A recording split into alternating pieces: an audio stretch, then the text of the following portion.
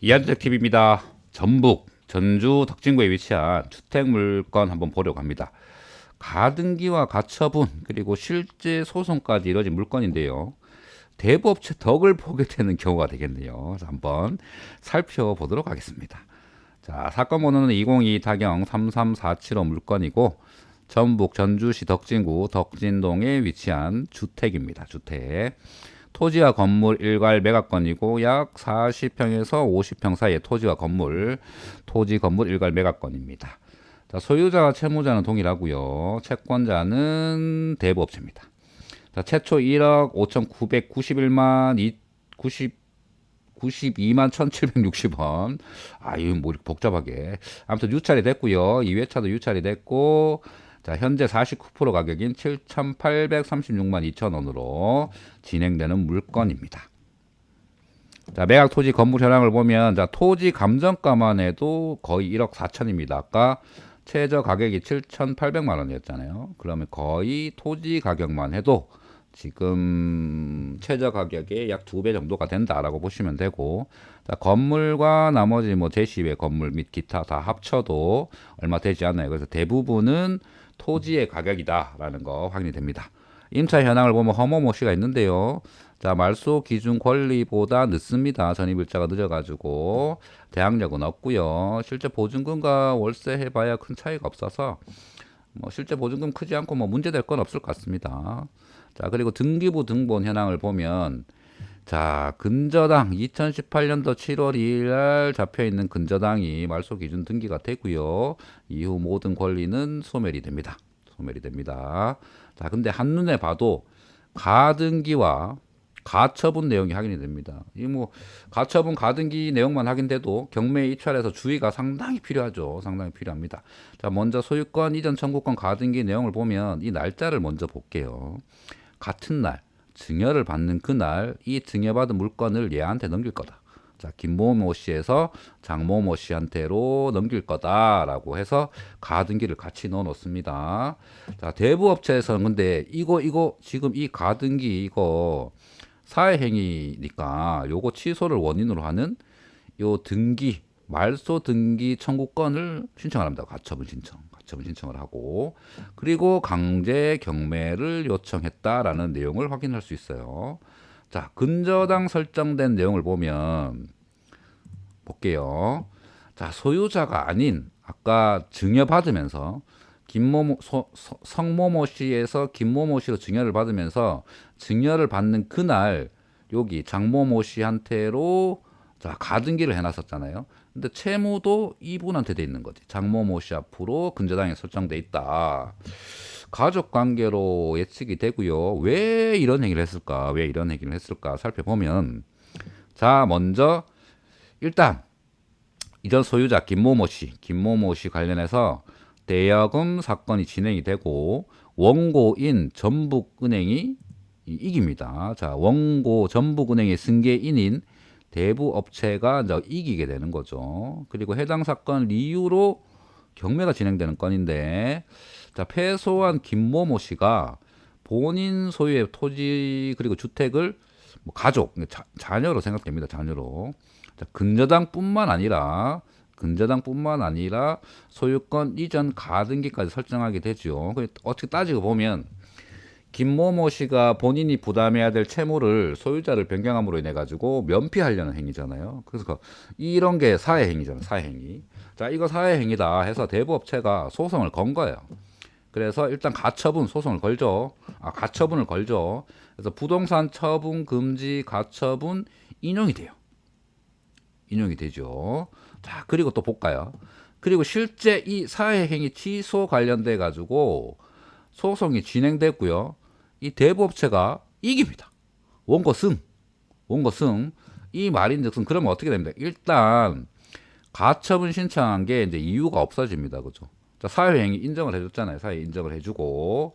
자, 그리고 그 이후로 김모모 씨한테서 장모모 씨로 넘어오게 되는 요 가등기 자체도 없어지죠.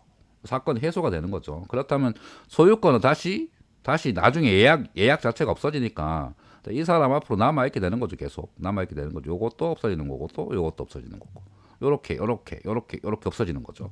그럼 요 상태가 되는 거예요. 요 사건 자체가. 그래서 근저당만 지금 남아있게 되는 거죠. 근저당만 남아있게 됐고, 근저당 대상 채무자인 장모모 씨가 아닌 소유자 김모모 씨 앞으로 이제 강제 경매가 진행되는 건입니다.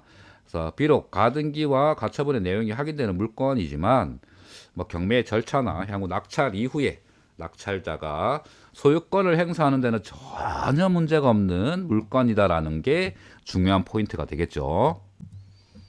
자, 위치는 여기입니다. 위치는 여기 딱 위치하고 있어요. 그래서 다리만 살짝 건너면 자, 롯데백화점이 딱 하고 위치하고 있고요. 그리고 이마트도 위치하고 있습니다. 그리고 이 지역 여기로 넘어가면 뭡니까? 자, 전주에서 가장 큰 학원가를 형성하고 있는 지역입니다. 그래서 이 지역에 대해서는 경매물건이 올라온 게 따로 있어서 제가 위에 링크로 동영상 링크를 올려드릴 테니까 한번 가서 살펴보시면 도움이 되실 것 같고요. 자, 오른쪽으로 가볼까요? 오른쪽으로 가보면 자, 종합경기장 주변이고요. 그래서 전체적으로 보면 전주의 한 중심부에 위치하고 있다라고 위치적으로 확인해 볼 수 있고요. 자, 옆으로는 대로변을 끼고 있습니다. 옆으로 대로변 끼고 있고, 아까도 얘기했지만 강변이고요. 강변에 대로변에 바로 옆에 붙어 있는 요 물건이고요. 자, 사거리 위치하고 있고, 다만 아쉬운 건 요 물건인데 지대가 조금 낮아요. 이 도로보다 지대가 낮아. 지대가 조금 낮고, 자, 도로에서 큰 대로변에서 바로 붙어 있는 건물이 아니라 요 사이에 또 소로변이 또 이렇게 노란색 여기 소로가 형성되어 있습니다. 요게 약간 아쉬운 부분이죠. 안타까운 부분이다. 그래서 대로변 위치하고 있지만 지대가 낮고, 그러니까 도로와 건물 사이에 약간의 또 소로를 끼고 있다. 경매 물건 보면 지금 감정은 토지 면적당 감정가가 약 347만 원, 약 350만 원에 올라와 있어요. 올라와 있고, 그래서 아까 토지 감정가가 약 1억 3,800인가 그랬잖아요. 그죠? 그래서 요 가격이다라고 보시면 되고, 자, 그러면 주변에 혹시 땅이나 건물 팔린 게 있을까라고 보니까 요게 지금 경매 물건인데 바로 옆집이 2019년도 10월 달에 거래가 됐습니다. 얼마에? 1억 2,350만 원에 거래가 됐다. 그때 토지 면적당 단가가 약 280만 원이었다. 라는 거 내용이 확인됩니다.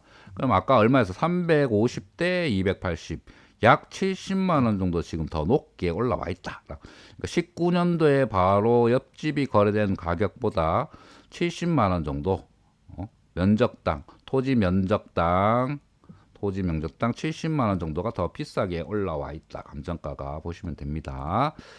그래서 리뷰 내용들 보면 상권이 안 들어가가지고 투자 가치가 있을지 고민 중이다라는 말부터 시작해서 과거는 1급 상권지였는데 신도청으로 이전해 갔죠. 도청 이전해 가면서 도청 앞쪽이 신도심이 되고 거기 앞에 상권이 커지니까요.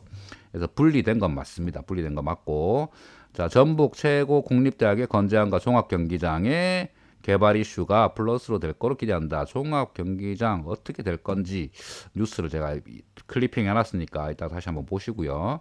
그러니까 주변에 정비 구역들도 있습니다. 그 정비 구역들, 자, 그러니까 경기장 개발 내용들이 이 지역에 대한 그 주요한 리뷰 내용이다라는 거 한번 체크해봐야 되는 부분이다라는 거 이제 넘어갑니다.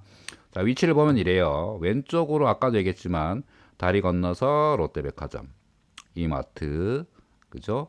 그리고 여기 요 지역들 자체가 최대의 학원가잖아요. 학원가. 그리고 재개발 이슈들도 주변으로 확인이 되고요.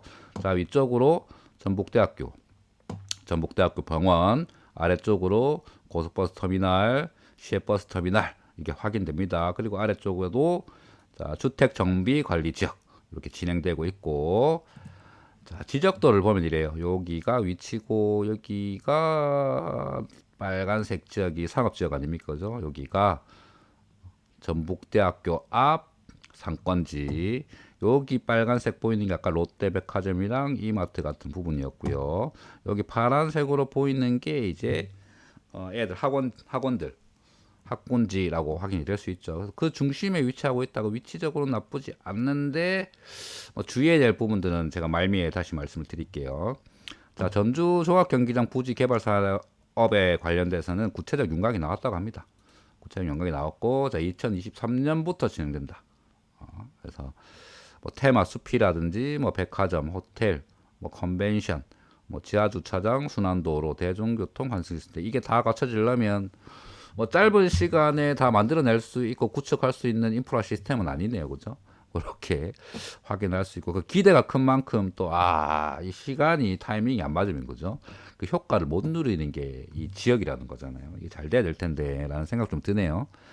하고 땅 지적도를 다면 요 건물이건 딱 요 건물. 그 앞서서 얘기했지만 요거 큰 도로 하고 바로 붙어 있는 게 아니라 요 지대가 낮다라는 부분이랑 여기 소로가 있다는 부분에 그래서 신축을 만약에 밀고 새로 짓는다 그러면 확인해야 될 부분이 좀 상당히 있어 보입니다. 요 소로가 2m인가 3m인가 밖에 안 됐거든요. 그래서 어느 정도 포기를 하고 뭐 신축이 가능할지 아니면 리모델링 정도는 가능할지 그런 부분들을 또 관공서에 확인해 가지고 체크해야 될 부분이 아닌가 생각을 합니다.